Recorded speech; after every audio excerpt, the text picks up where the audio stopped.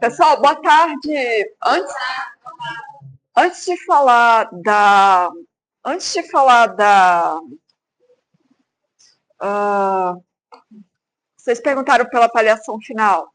Antes de falar da avaliação final, vamos falar sobre os textos que eu acabei de entregar, porque tem algumas coisas que eu queria comentar que vocês escreveram e que eu acho que é importante a gente falar, senão fica para depois e a gente acaba não falando.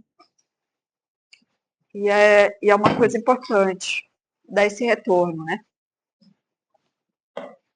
Bom, então, uma das questões que apareceu aí no texto de vocês é sobre cânone, que é uma palavra que a gente tem usado bastante, né? Então, o que significa cânone? E aí, vocês viram que nas aulas anteriores a gente desenhou aqui aquela linha evolutiva, né? Que começa no romantismo, a questão da identidade nacional, e aí depois passa pelo modernismo, depois vai até o tropicalismo nos anos 70, que a gente chamou de portal bidimensional, né? Então, essa linha evolutiva do cânone literário brasileiro, basicamente, ela é fundada pelo romantismo e ela vai até o tropicalismo. E aí depois a gente viu como, por exemplo, a linha de representação de personagens indígenas, que começa no indianismo, ela vai, por exemplo, até aí, e aí depois, contemporaneamente, aparece, depois da Constituição de 1988, aparece a literatura brasileira indígena contemporânea, e aí a gente falou que após os anos 70, portanto, essa linha canônica, nessa linha de evolução da literatura brasileira canônica, ela começa a ser revisitada, por exemplo, pelas vozes de autores indígenas que começam a questionar o modo como foram representados até então nessa linhagem canônica da literatura brasileira. Acho que vocês devem se lembrar. Então, o cânone, ele é basicamente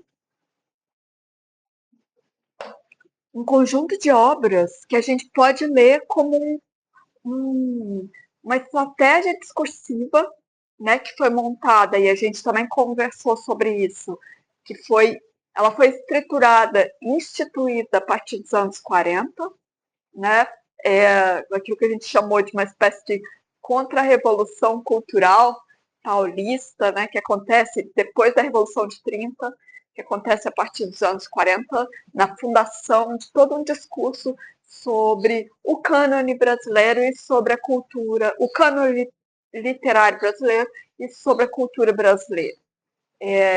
Bom, então, cânone é isso, esse conjunto de obras em que ele é representativo do que teria mais. O que é cânone? O que é canonizar um santo, por exemplo? Passa na televisão que alguém foi canonizado, é porque se tornou santo, não é isso? Na igreja, não é isso? Exatamente. Então, uma obra canônica, ela também foi sacralizada. Ela é cultuada pelo valor dela, de construir, por exemplo, uma cultura que é favorável ao processo civilizatório no Brasil. Então, dentro dessa linha de interpretação, essas obras contribuíram para o processo civilizatório da civilização brasileira, né? É uma das instituições, é uma das editoras mais importantes que a gente teve no século XX, que é o Civilização Brasileira. Até uma obra muito importante do Jean-Michel Massa, que foi publicado, se não me engano, em 1971, porque ele publicou a tese dele em 68 na França, mas aí em 71, acredito que ele foi publicado em 71 pela civilização, pela editora Civilização Brasileira. Então é isso. Esse conjunto de obras cultuadas, porque tem um valor literário estético que contribui para o desenvolvimento de uma civilização brasileira. E tem uma lógica discursiva. Quais obras contribuem e por quê? E é sobre isso que a gente tentou conversar nessa disciplina. Né? Então, isso é um cânone, é importante. Aí, as revisões do cânone começam fortemente a partir dos estudos culturais, a partir dos anos 70, né? Também a gente já falou um pouco sobre isso, e aí a gente deu como exemplo, por exemplo, o que tem publicado a Julie Dorrico, por exemplo, a respeito de literaturas indígenas contemporâneas, que revisita toda essa linhagem, né, que começa no romantismo com o indianismo romântico, toda essa linhagem canônica, né? Bom, então o cânone eu acho que tá mais ou menos explicado. Alguém tem alguma dúvida sobre o que é cânone, sobre o que é uma obra canônica e sobre por que é que tem gente que de repente começa a questionar o modo como esse cânone foi construído, por quem, para quem e como poderia ser, como que a gente pode ler essas obras de outro jeito, ou esses personagens, ou essas representações. Vocês entendem que isso é uma questão importante na contemporaneidade, cada vez mais, a partir dos anos 70, mas cada vez mais, especialmente nos anos 2000, de 2010 para cá, tem ficado cada vez mais intenso esse tipo de questionamento. A gente falou dessa publicação da Regina Dal Castanher, não é? Literatura Brasileira Contemporânea, um território contestado. Então, o que ela está questionando é justamente os valores canônicos, chamando esses valores canônicos da literatura brasileira de um território contestado. Acho que vocês se lembram de que a gente conversou sobre isso. Bom, se não tem alguma dúvida, vamos passar para o próximo ponto.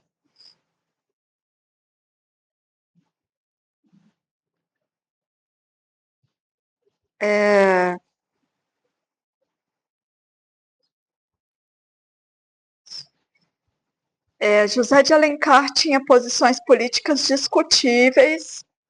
A gente conversou sobre isso, não é isso? A respeito das posições dele sobre o abolicionismo. E aí eu queria dizer para vocês que isso bom, como nós somos especialistas em literatura, né? Nós somos professores de literatura, eu acho que não cabe dizer, a não ser numa conversa mais íntima ou num momento de descontração, caso você pense isso, que José de Alencar não era uma boa pessoa. Porque talvez ele fosse uma boa pessoa, né? Dizem que Hitler era uma boa pessoa, que ele era bom pai, bom amigo, que ele era um cara legal. Frequentemente vocês devem ver reportagens sobre criminosos, pessoas perigosíssimas, e aí os vizinhos dando depoimento, não, mas era um menino tão legal, não é isso? E então,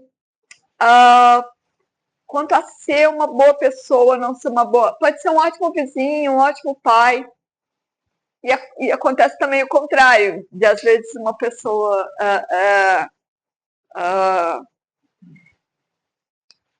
acontece de uma boa pessoa ter obras horríveis, né? E aí, no caso, obras pouco éticas, eu citei o exemplo do Hitler, né? E acontece o contrário também, né? De uma pessoa com uma obra muito impressionante, de repente ter uma biografia que a gente estranha, né? Uma biografia que nos parece feia, né? Bom, mas não cabe dizer, então, que José de Alencar não é uma boa pessoa, porque não é disso que se trata. Porque a gente não está avaliando se é uma pessoa boa ou não, porque isso foge da nossa competência, inclusive. Ah, até porque o que a gente sabe sobre a biografia do José de Alencar são sempre construções discursivas que podem ser revisadas. Por exemplo, de repente, algum de vocês começa a estudar José de Alencar, entra nos arquivos do José de Alencar e encontra lá um conjunto de cartas, de um diário do José de Alencar, e aí você descobre que porque ele tinha aquelas posições a respeito dos escravos, e você revira completamente a narrativa sobre o tipo de pessoa que era José de Alencar. Então, a gente não tem acesso a essa pessoa, a gente tem acesso a uma série de discursos sobre a biografia dessa pessoa. E como especialistas em literatura, a gente lida com isso, não com pessoas diretamente, mas com discursos que são construídos a respeito das pessoas. E esses discursos estão baseados em arquivos, em bibliotecas, em livros e também em arquivos mesmo que de repente baús em que estão guardadas as correspondências ou institutos que guardam as obras daquele autor, quer dizer, e é sempre uma disputa a respeito da verdade histórica desses documentos e da linha narrativa que interpreta quem foi aquela pessoa, o que aquela obra pretendia, o que aquela obra fez de fato na época. Então, a gente está mexendo o tempo todo com documento, com discurso, com arquivos, e não com pessoas. Bom, então o Alencar, ele era abolicionista, né? Ele não era escravagista, mais essa. E aí a gente até hoje vai ver, a propósito do Machado de Assis, esse tipo letrado brasileiro do século XIX, que o Roberto Schwartz vai dizer algumas coisas bem interessantes a respeito dele, né? Que vai dizer nesse livro, a propósito do Memórias Póstumas de Brás Cubas, do Machado de Assis, o Alencar vai dizer que o letrado brasileiro ele era mais ou menos como o Brás Cubas, e que essas ideias desses letrados eram incongruentes. Embora o Brás Cubas seja um tipo cômico, né, então é um tipo exagerado, ele é realmente extremamente incongruente, mas mal comparando, acho que a gente pode dizer que o José de Alencar também tem seu nível de incongruência, né? Porque é isso, né? É um dono de escravos que é abolicionista, mas aí a gente viu os textos do David Trice, que argumenta que o que José de Alencar, na verdade, estava fazendo era trabalhar como homem público e como escritor de literatura para retardar esse processo da abolição. Então, é isso. A gente pode dizer, ao invés então de dizer que ele era uma má pessoa, a gente pode dizer que tinha uma atitude incongruente, a gente pode citar o David Trice, a gente pode caracterizar esse tipo de abolicionismo que, na verdade, é conservador, né? Então, isso é mais coerente do que dizer que é boa pessoa ou que é má pessoa.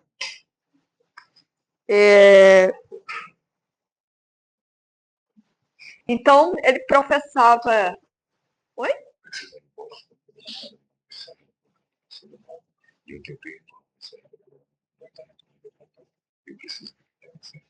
Ah, tá.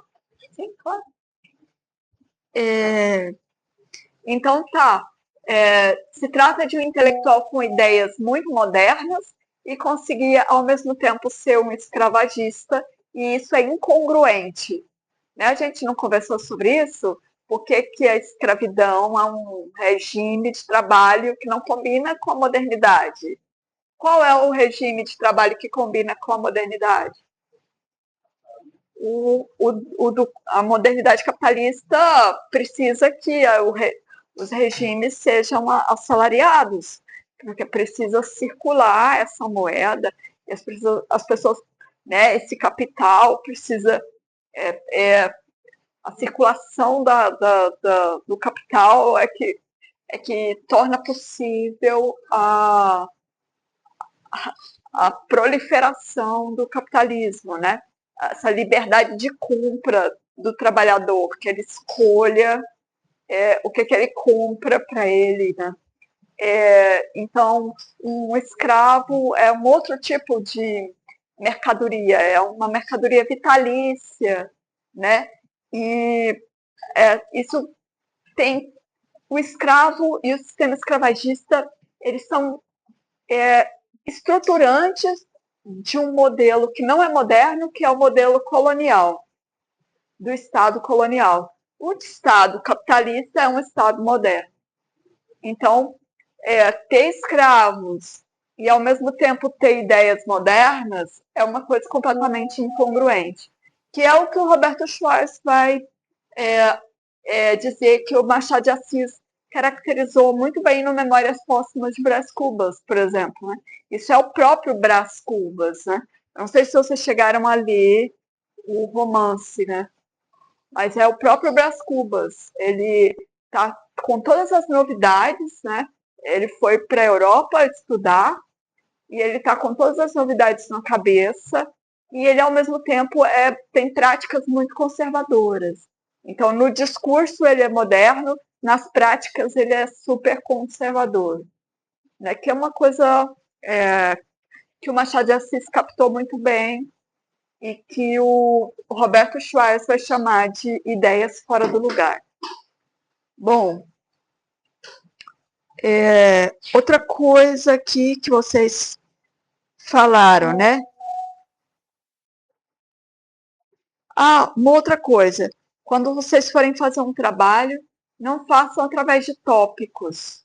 É importante que vocês discorram, façam parágrafo, expliquem, né? Tópico você faz para estudar, mas para um trabalho você não faz tópicos. A não ser que a pessoa te peça isso, né? Mas senão já está implícito que você deve fazer um ensaio, um artigo, uma resenha.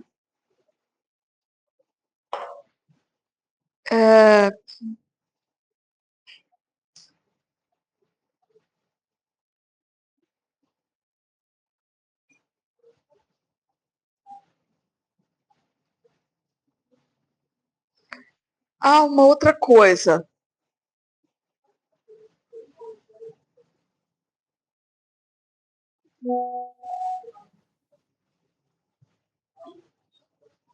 Assim, não faça um trabalho como se fosse uma carta para professora, se dirigindo a mim. Isso pode ser simpático, mas você precisa se exercitar nesse gênero que é o da dissertação. Então, é melhor que você faça esse estilo mais acadêmico. Ah,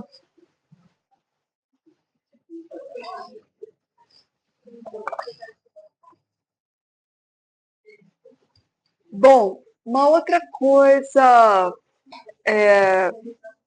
o Machado de Assis, eu não sei se alguém, acho que alguém acabou escrevendo alguma coisa a esse respeito, né? A afinidade do Machado de Assis com os romances do século XVIII era de estilo. Isso não significa que ele fosse anacrônico ou que ele fosse ultrapassado. Que até uma questão que aparece na crítica, na recepção crítica do Machado de Assis, e que a gente vai ver que isso não ele não era antiquado e ele principalmente não era escravagista. Esse é um ponto importante para a publicação de 2021 do Eduardo de Assis Duarte, que é o Machado de Assis afrodescendente, que a gente vai falar um pouco sobre ele também. Bom, outra coisa que nunca é demais ressaltar, Machado de Assis, a gente diz que ele foi um agregado, não é isso?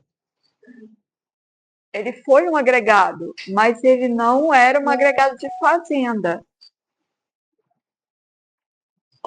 Machado de Assis viveu no Rio de Janeiro. E até esse é um outro ponto importante, porque hum, essa tese do Jean-Michel Massa, por exemplo, vai dizer que Machado de Assis não só viveu numa cidade que era rica e bastante bem estruturada, pelo menos para a parte rica dela, né? De que eu falei com uma vida cultural muito intensa, né? Para essa pequena parte que podia usufruir dela, como Machado de Assis, claro, ele era um agregado urbano e que teve acesso a uma boa vida, né? E que inclusive teve sucesso, assim, teve reconhecimento enquanto foi vivo. E uma vida bastante boa. Também é uma coisa que a gente vai tratar aqui hoje. Então, ele não é um agregado de fazenda, ao contrário, é um agregado de cidade bastante bem incorporado a essa sociedade carioca culta do século XIX. O que não significa que ele fosse insensível à questão da escravidão.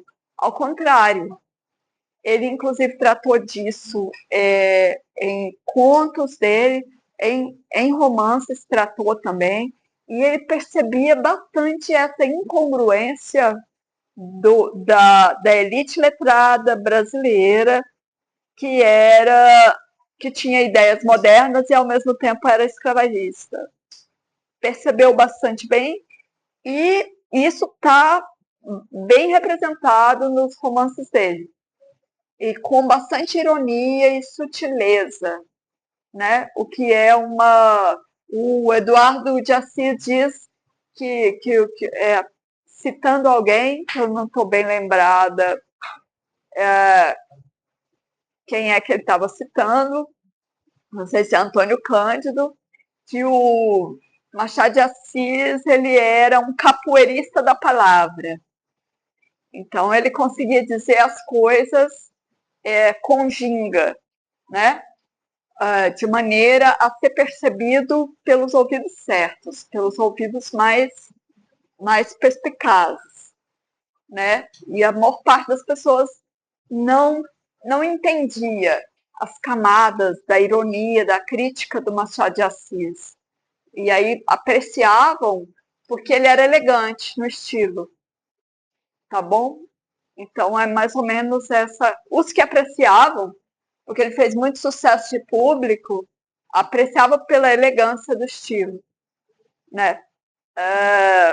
E a gente vai ver também que tinha o Silvio Romero, que era o arqui-inimigo do Machado de Assis. Bom, então essa figura aí emblemática, né,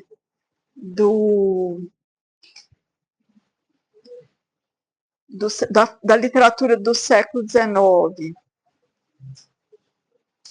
Bom, em Iracema,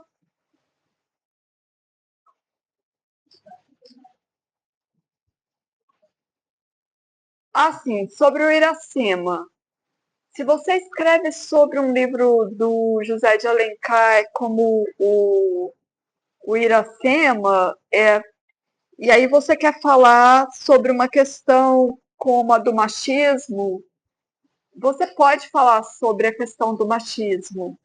O que você não pode fazer é sobre a representação da figura feminina e sobre o machismo. Você pode fazer isso. O que você não pode é abandonar o romance e usar o romance como pretexto para falar do machismo e das figuras femininas. Tendo pouco contato, tendo pouca relação entre aquilo que você está afirmando, né, estabelecendo uma relação muito frágil entre aquilo que você está discursando, afirmando, desenvolvendo e o texto, e o romance. Então, você tem que falar, por exemplo, da representação da figura feminina dentro do indianismo, amarrando essas questões, mostrando o que uma coisa tem a ver com a outra. Se você, sabe, senão você está tergiversando você está fugindo do tema, percebe? Então, pode fazer, mas cuidado para não se perder ao fazer isso. É muito importante que você tenha cuidado de fazer relação, voltando para o texto o tempo inteiro e pensando a questão em torno do feminino dentro do texto e também pensando a situação do indianismo, né? Por que essa figura feminina foi criada dessa maneira dentro do indianismo romântico? Percebe? Então, construindo essa relação e mantendo essa conexão dentro do seu argumento, ele fica coerente, ele fica interessante. Senão você se desviou da questão do que você está tentando abordar, né? E que é uma coisa realmente difícil de fazer, é uma coisa desafiadora, que a gente não se perca quando vai explicar uma particularidade filosófica, temática ou crítica, né? Uma crítica da representação, de como está representado um personagem, que a gente consiga voltar para o texto, falar perto do texto.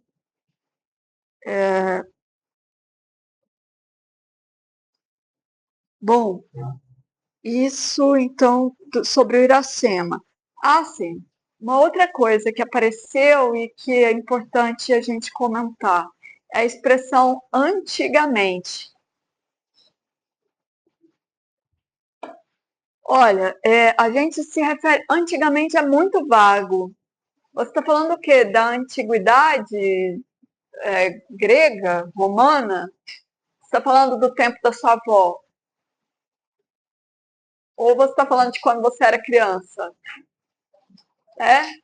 Antigamente a gente assistia show da Xuxa, mas hoje em dia as crianças já não assistem mais show da Xuxa, não é isso? É uma palavra completamente vaga. Você tem que ser mais preciso quando você está escrevendo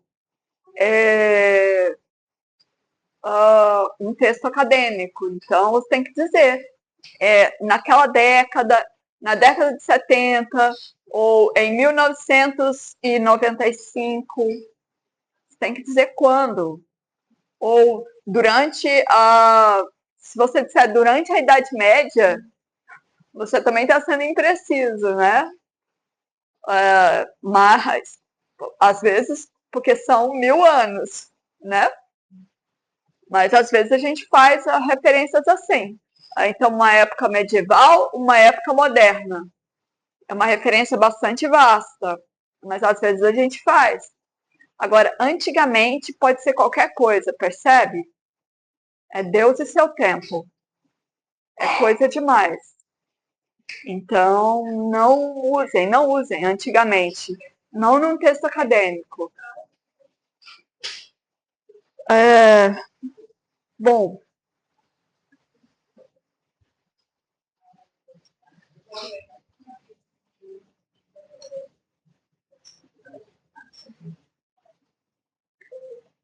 bom, sobre o David Trice, né? É, acho que foi bem interessante o texto dele, né? Que a gente viu. Ele vê os escritos literários, os textos, pensa a recepção desses textos pelo público, né? Mas pensando esses textos na relação que eles têm com a época e com o público. Isso é que torna o, o David Trice interessante, ou seja, qual é o impacto na cultura que tem que tiveram esses textos ou esses discursos, essas estratégias discursivas do José de Alencar. Então, bom, daí a gente falou sobre isso, né? Essa é uma fala do David Trice na Abralic, né? Então, o que é a Abralic? A Associação Brasileira de Literatura Comparada. E foi uma Abralic que aconteceu onde? Em Salvador. E Salvador, a UFBA, em Salvador, é uma universidade que teve uma abertura muito grande para os estudos culturais, esses que acontecem a partir dos anos 70 e que revisitam o cânone, essas representações canônicas né, dos tipos humanos na literatura brasileira. Então, o David Tracy vai chamar a atenção da crítica para questões que dizem respeito à cultura e à intervenção de José de Alencar na cultura através dessa representação dos negros e dos senhores de escravos. Né? Então, você tem uma associação de literatura comparada, que é a Abralic, que é a mais tradicional, ou seja, é a representante desse cânone, e você tem uma figura como o David Tracy fazendo justamente a revisão do cânone, pensando o impacto desse cânone na cultura dentro dessa associação. Então, são camadas que a gente precisa conseguir ler também, né? Quando você pega um texto, você tem que ser capaz de identificar onde ele foi publicado ou onde ele foi proferido. É uma conferência? Onde ela foi dita? Quem está falando e para quem está falando? O que essa pessoa quer quando fala isso para essas pessoas? Quer dizer, então, essas são camadas que fazem parte do impacto de um texto ou de um argumento e que a gente deve se informar e ir aprendendo a ver essas coisas. Bom, então não é só o texto, né? O texto é uma das coisas, mas o texto, a situação em que ele circula, quando ele foi produzido, de que situação ele estava falando, com quem ele estava mexendo. Bom, isso. E aí uma outra questão, né? Índio, geralmente, só índio pode falar índio, entendeu? Como é uma palavra tão, como vamos dizer assim, é uma palavra tão suja, com um histórico tão sujo, sabe? Ela pode ser ofensiva. Então, se você vai se dirigir a um indígena e chama ele de índio, ele pode se sentir ofendido, percebe? Então, quando você está escrevendo um texto acadêmico, é melhor que você escreva indígena, tá bom? Eles, às vezes, se chamam de índio. A palavra tribo também é outra que eles não costumam gostar. Eles, às vezes, usam, mas isso não te autoriza a usar, percebe? É que nem quando você tem um amigo gay e você chama ele de viado. Mas você só pode fazer isso se você for muito íntima dele, não é isso? Que ele te chama de, sei lá, ele pode te chamar, me ocorreu uma palavra que ele poderia me chamar de volta brincando e eu não acharia ruim, por exemplo, se ele fosse meu amigo, né?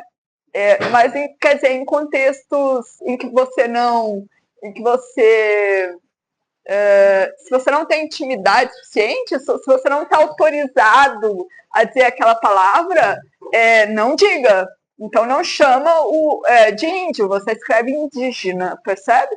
Do mesmo jeito que você não escreve viado nem homossexualismo, não é isso? Porque é doença o homossexualismo, certo? Bom, só para a gente ter noção do que está dizendo. Às vezes o Barthes diz que a língua é fascista, que ela nos obriga a dizer, né? Então, às vezes, você fala coisas que você não queria dizer. Falou de distraído. Às vezes está ofendendo os outros por aí e sem saber ou sem perceber que está ofendendo.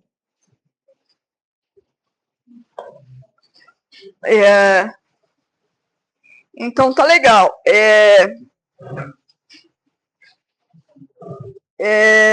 Ok.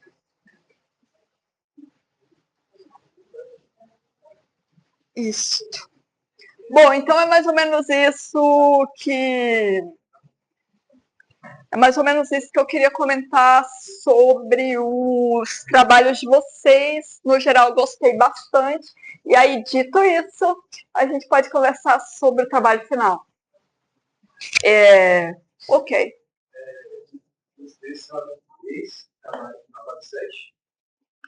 Mais ou menos isso.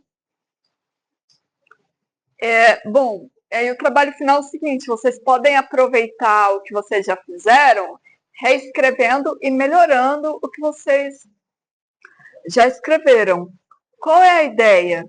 Que vocês criam uma hipótese, uma linha de argumento, desenvolvam algum tipo, algo que seja útil para vocês, né? E aí eu deixo bem aberto para que seja útil para vocês. Vocês que sabem que tipo de projeto vocês querem desenvolver, de mestrado, ou que tipo de pesquisa, em que sentido está chamando a atenção de vocês o que a gente tem conversado nessa disciplina. Então, vocês vão reescrevendo, vão melhorando o que vocês já fizeram, vão agregando, né, com as informações que foram chegando aos poucos nas aulas, e vão fazendo um texto maior, mais elaborado. Porque escrever se trata justamente de reescrever e de voltar muitas vezes ao mesmo texto, e é isso, né? E aí, quando vocês têm um texto com uma unidade, ou seja, que tem cabeça, corpo e membros, né, e que está tudo conectado, tudo faz sentido, está tudo bem articulado, você já pode apresentar esse texto, por exemplo, num evento, né, num evento acadêmico, e depois mandar para publicação nos anais do evento. Aí depende do investimento que você fez nesse trabalho. Se você tenta fazer uma coisa mais bem feita, você já pode começar a pensar em enviar para uma revista acadêmica, né, para publicar numa revista acadêmica. Então, também se trata de você montando a sua estratégia discursiva. O que eu quero com esse texto? O que eu posso fazer com ele? Como que ele pode me ajudar depois? Num projeto, numa publicação? Que tipo de publicação? Então, tudo isso você já pode ir pensando para você escolher o que você recorta. E aí, eu sugiro que vocês escolham questões que sejam do interesse de vocês. Então, dentro de tudo isso que a gente falou aqui, vocês vão conseguir ler todos os livros que eu mencionei esse semestre? Eu acredito que seria bem difícil, né? Mas aí o que acontece? A gente consegue, por exemplo, ler resenhas, boas resenhas, né? Então, dentro daquilo que te interessou mais, você vai já se aprofundando mais. Uma primeira aproximação pode ser ler uma resenha, para você ver se é aquilo mesmo, que está te chamando a atenção. Se é realmente aquela publicação que vai te ajudar com aquela questão que você está tentando desenvolver.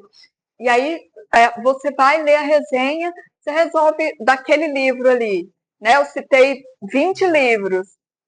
Você lê 5 resenhas, por exemplo, né? De 5 livros diferentes que eu mencionei. Aí você se interessa muito por um desses livros. Você fala, nossa, esse aqui vai me ajudar demais. Aí você vai na biblioteca e pega o livro.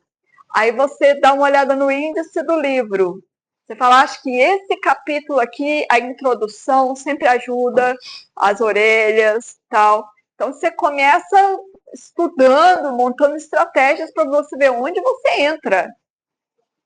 Como você recorta, porque de tudo você não dá conta, né? As bibliotecas são grandes, né? A vida é meio curta para tanta biblioteca. Então, aí você olha lá no índice do livro, você dá uma namorada naquele livro, né? Principalmente nas partes que apresentam o livro. dá uma namorada no índice, vai ver por alto quais são os capítulos que te chamaram mais atenção, que podem te ajudar naquele livro. De repente, você vai ler um capítulo daquele livro, 2 capítulos daquele livro. Então, com isso, né? Dando uma namorada nos livros, vendo resenhas e tal, assim você vai se situando, lendo artigos sobre a questão que te interessa, abordada naquela obra. Assim você vai conseguindo se aproximar da questão que você quer elaborar, para você conseguir desenvolver alguma coisa, com isso tendo sustentação teórica, né? E aí, bom, nas próprias bibliografias dos textos que vocês vão lendo, vocês conseguem ir levantando bibliografia, fazendo um levantamento de bibliografia a respeito daquilo que vocês querem estudar, vendo se é por ali ou se é por aqui. Mas é isso. Então, boa sorte aí na escrita. Esse é um processo muito rico e que exige também muito aquilo que o Machado de Assis chama de instinto. Uma coisa bem ampla, né? Um faro que você tem que ter para as questões que você quer elaborar. E aí você vai se aproximando delas para você conseguir ir fazendo o seu texto. Quanto mais investimento você tiver nesse texto, melhor será o resultado. E é isso. E com baixo investimento, você não tem texto que preste. Você pode passar na disciplina, legal, mas se você quer o quê? Uma boa publicação, então você vai ter que investir tempo, pensar sobre aquele livro, sobre a questão que você está elaborando, sobre o projeto que você está elaborando. E aí, professora, mas não consegui fazer um clássico da crítica brasileira, um ensaio clássico da literatura brasileira para entregar para a senhora no final da disciplina. Eu entendo, porque é difícil. Então, para você produzir seu ensaio clássico da crítica brasileira sobre Machado de Assis, você vai ter que, de repente, fazer um bom trabalho final e depois voltar nesse trabalho e reescrevendo esse trabalho para ele ir virando esse seu grande ensaio sobre aquele texto, sobre aquela questão. E isso é um processo que leva, às vezes, anos. É bem assim. A gente vai ver hoje que o Machado de Assis também é um escritor que viveu um processo de elaboração. Já era um grande escritor desde Yaya Garcia, desde seus primeiros romances do século XIX. Mas aí, a partir do Memórias Póstumas de Brás Cubas, ele se torna um grande autor moderno.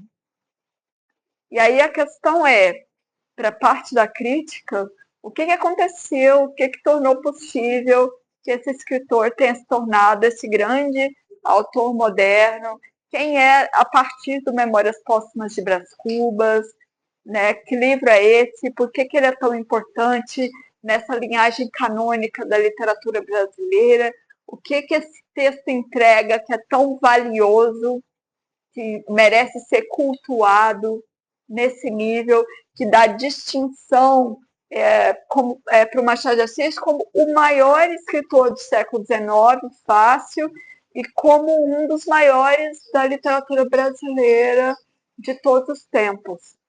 E aí, então, a gente olha para esse livro, Memórias Póstumas de Brás Cubas, e pergunta, mas por que você é tudo isso, né? Por que essa obra é tudo isso?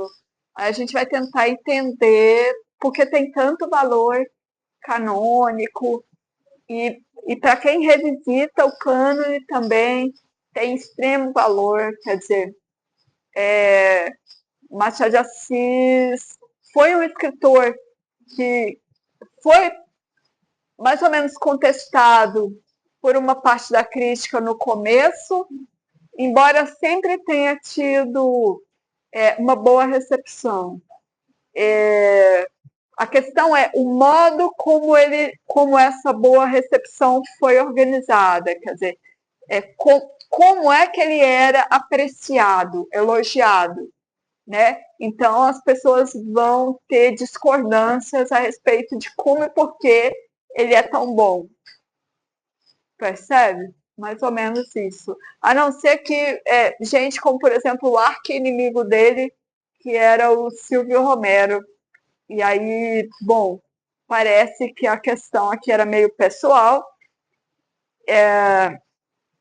Se trata de um crítico extremamente positivista, conservador, racista e estava chateado, estava ressentido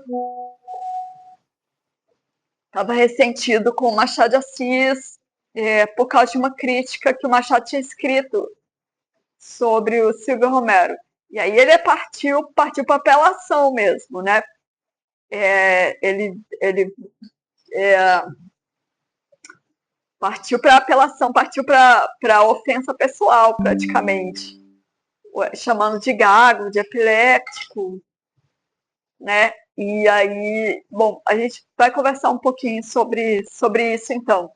Sobre uma das coisas que faz esse autor ser tão grande e tão impressionante é justamente a quantidade de camadas que tem essa literatura dele. E aí a gente vai vendo como é que essas camadas elas vão sendo objetos de lampejos críticos, né? De insights críticos, de gerações de críticos, né? Então, de repente, surge alguém que fala, olha só, a gente ainda não viu Machado de Assis por esse ângulo. E aí todo mundo volta a ler Machado de Assis e a discutir Machado de Assis. E a gente percebe que tem uma riqueza ali que ainda não tinha sido explorada. Isso também dá testemunho de que esse é um autor muito complexo. Porque é isso, né? Sempre tem um fio ali para puxar, né? Sempre tem uma ponta solta, sempre tem uma coisa. É uma obra impossível de totalizar. O que eu estou querendo dizer com isso, né? É impossível produzir um discurso crítico que diga tudo de uma vez a respeito desse autor, porque ele é realmente muito complexo. Né? É impossível totalizar o sentido dessa obra num só ensaio crítico, num só livro, ou numa só perspectiva crítica. Bom, vocês chegaram a ver o filme ou ler o livro? Ler o livro, legal. Vocês chegaram a ver o filme, ler o livro?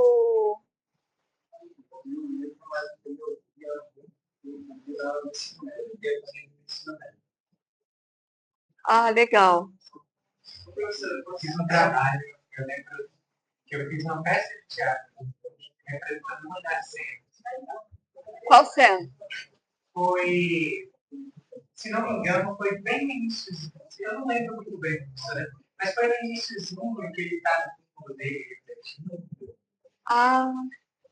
E aí começa a voltar, e aí um outro colega meu que fez a versão viva, entendeu? Enquanto a pessoa estava deitada, ela falava, estava do narrador, e ele representava o próprio braço do BuzzFeed. Ah, Mas eu legal. não lembro exatamente qual cena voltava. Ah, muito bom. Bom, então quer dizer que a sua encenação na escola deu destaque para o fato de que aí nós temos um defunto autor, ou um autor defunto. Essa é uma das extravagâncias desse livro, né? E é uma coisa que é muito interessante para a gente pensar a classificação dessa obra do Machado de Assis, né? Que geralmente a gente aprende na escola que é uma obra realista, não é isso? Que Machado de Assis, que o Memórias Póstumas de Brás Cubas é uma obra realista e que o Machado de Assis é um escritor realista, do realismo, não é isso? Mas a gente vai ver hoje que, bom, primeiro tem essa extravagância, então, de um defunto autor, né? Ou de um autor defunto. Mas, antes de entrar no Machado, tem um trabalho que é nesse período e tal, mas eu queria saber, porque eu me interessei mais pelo modernismo, pelo maquinário e tal. Eu queria saber se eu posso puxar para esse lado, porque eu não queria fazer nada sobre algo. Se você quer escrever sobre Macunaíma, claro que pode. E aí você vai querer fazer uma relação. Você pode fazer um estudo só sobre Macunaíma, sobre o modernismo, ou você pode fazer uma relação com a literatura indígena, ou só chamar na conversa, vamos dizer assim, né? Mencionar que existe literatura brasileira indígena contemporânea e que ela revisita o personagem, a imagem, a metáfora. Pode.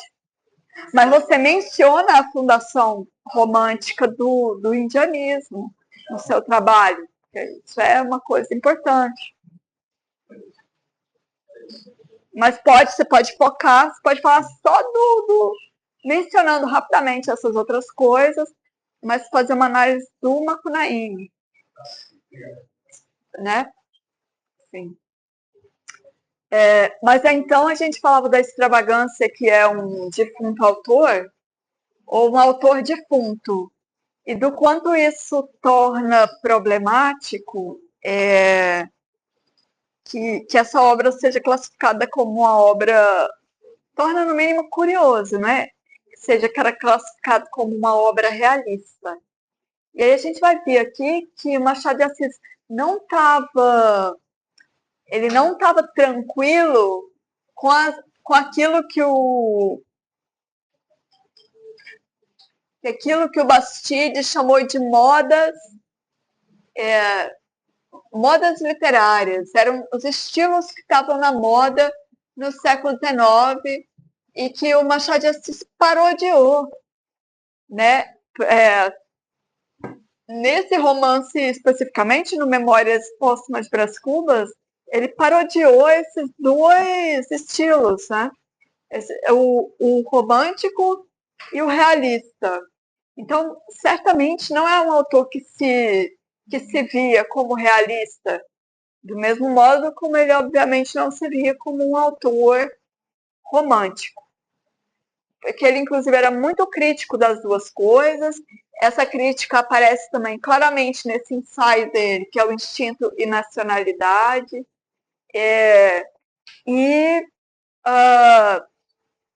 O fato de que ele tenha ficado na história da literatura como um autor realista não é também uma coisa gratuita. É algo que a gente consegue entender mais ou menos o motivo. Bom, o realismo na segunda metade do século XIX era, principalmente o naturalismo na França, era uma tendência literária muito poderosa, muito forte. A gente falou que a literatura é a grande arte do século XIX. Vocês lembram disso? Porque a gente falou,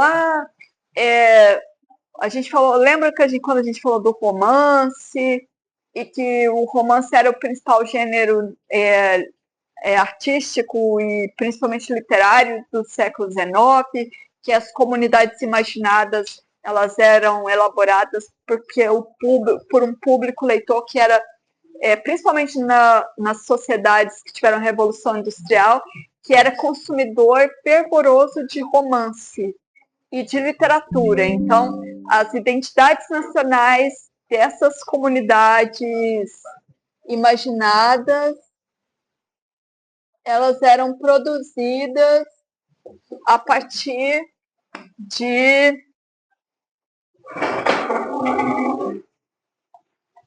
Elas eram produzidas a partir de literatura, não é? Então, quer dizer, esse negócio tinha uma importância, tanto que a gente viu, a gente conversou sobre isso também,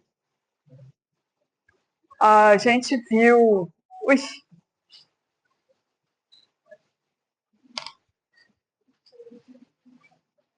a gente conversou sobre isso também, que.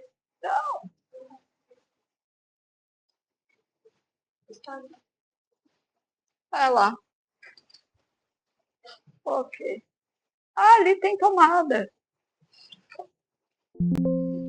É, mas a fé não vai